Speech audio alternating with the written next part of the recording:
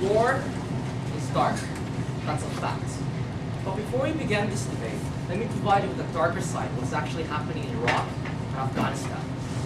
Now, many people in this room may believe that the military service in America is completely voluntary. You're all wrong. The fact of the matter is, even though you apply for 1 year military service, because the government can extend your military service to an undefined amount, you are extended toward government exploitation. Why? Because these soldiers are not granted the right to speak out against their governments. And because one of the key principles of democracy are freedom of speech, and it is a prerequisite condition for the voice of the people to be heard. Side proposition says that the same rights should be granted to those that contribute most to their nation. We see it as heinous to take away from those that protect the freedoms of millions and not exercise those freedoms themselves. And under that heading, side proposition wholly supports this motion. But before we proceed with the constructive side proposition, let us first define a few key terms of the debate. Now, we define soldiers as military combatants that have sworn servitude to their government for a certain period of time.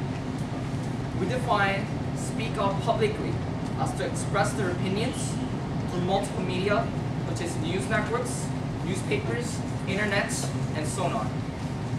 We define against the government as criticizing policy, mismanagement, and violations of principles, and etc. that may be exercised by normal citizens as well.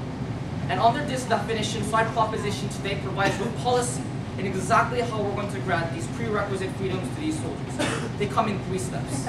First of all, we're going to allow these soldiers to only criticize in non-combat capacities. What this means, ladies and gentlemen, is that in a war, they may criticize their governments. But in the middle of combat, and when their fire is going on, when they are receiving bullets, in the midst of those combats, that can simply not be done. One, because these soldiers have to preserve the lives as well, and they'll combat in the middle of that will delineate that. Secondly, we see that combat is a situation which is special, and that the chain of command must not be broken. Second step of our policy.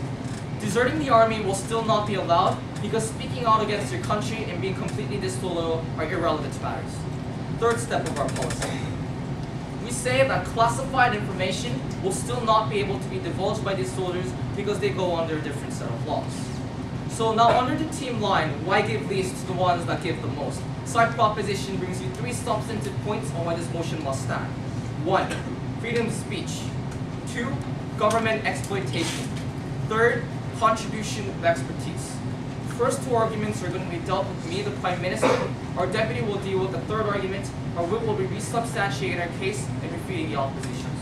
So without any further ado, let's move on to our first argument, how the freedom of speech must be preserved. This is going to be analyzed in 2 levels.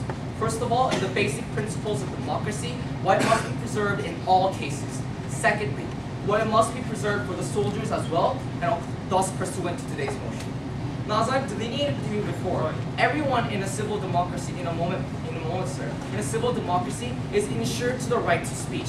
Why? Because the definition of democracy is reflecting the opinions of the people, and when they're not done so, that is no longer democracy. Defend that, sir. We say that they still have freedom of speech because we allow them to speak against the government privately. Well, the fact of the matter is, sir, that you're not granting the freedom of speech that you grant to the other citizens. Why limit the rights of these people to speak out against the government when other citizens get them? They protect the freedoms and the lives of millions of citizens, yet these freedoms they themselves cannot get their freedoms. How ironic and preposterous is that? So having dealt with the principles on why freedom of speech must be preserved, let us move on to why it should be preserved for the soldiers themselves. So as I've explained, these soldiers give their lives and limbs for their countries. In Iraq and Afghanistan, it has the highest percentage of post-traumatic stress disorders than any other war in American history. After World War II, limbless soldiers were not granted jobs nor social security. And side government says that's no way to treat the people that have defended your country. And on those grounds, we say that the freedom of speech must be granted in principle to the soldiers as well. Second argument, on government exploitation. Now, this argument talks about the more practice and the practical aspects of granting the freedom of speech. Now, side government seeks to grant this right because it won't be a violation of national security, because criticizing the government is done by everyday citizens as well, and it's not logical for it not to be granted for the soldiers. So this is how we're going to proceed in analyzing. The fact of the matter is we're going to bring up the example that we started with Iraq. What happens in the American system of military service is that it is supposed to be voluntary.